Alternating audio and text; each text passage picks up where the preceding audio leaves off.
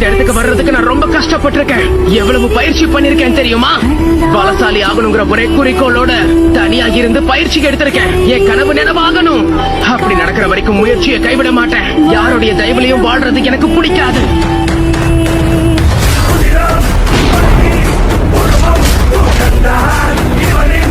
யாரோ 10 பேர் அடிச்ச டானானவை இல்லடா, நான் அடிச்ச 10 பேரும் டான் தான்.